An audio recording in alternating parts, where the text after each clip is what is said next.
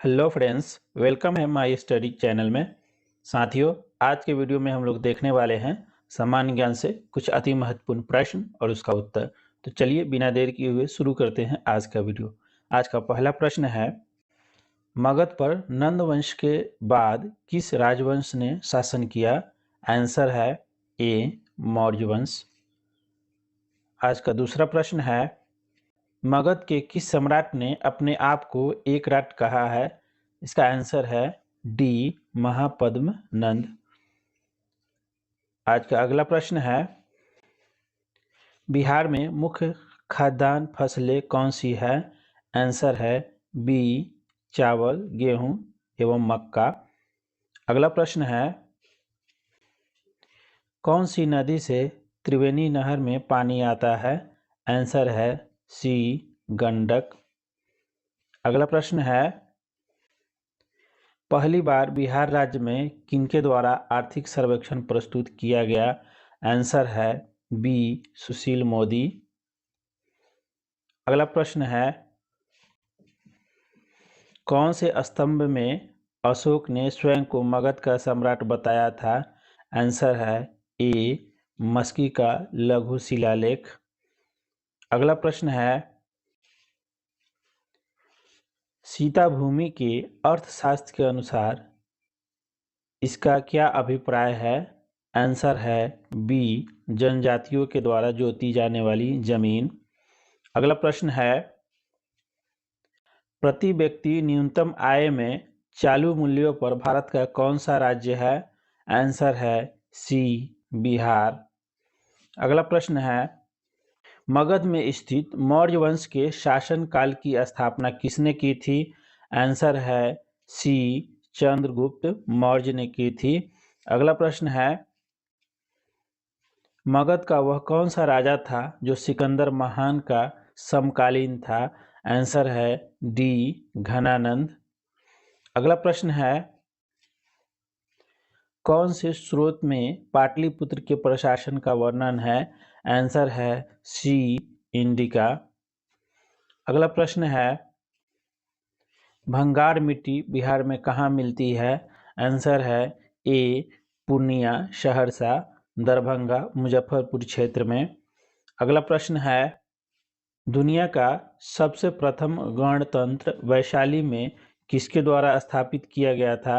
Answer है B Licchavi द्वारा।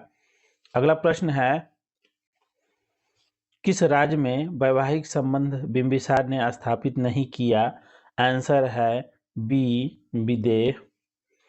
अगला प्रश्न है, चंपारण सत्याग्रह गांधी जी का किससे जुड़ा था?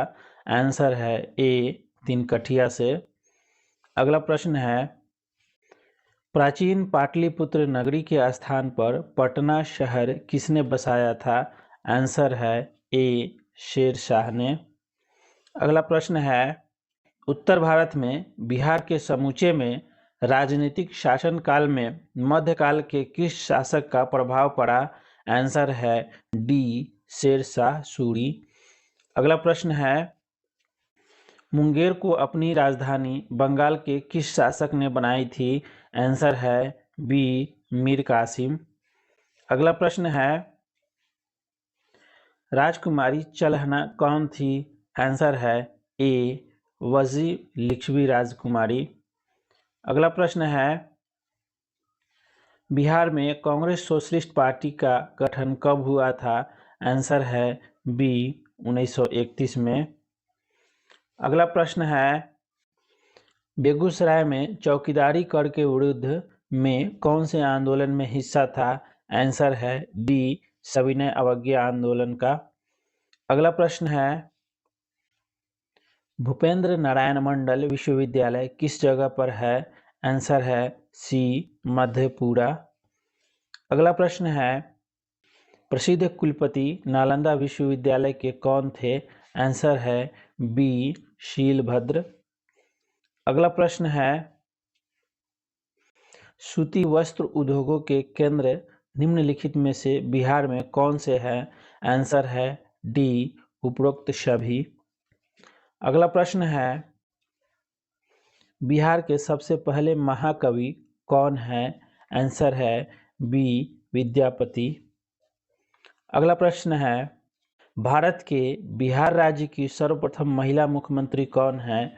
आंसर है डी राबड़ी देवी। अगला प्रश्न है,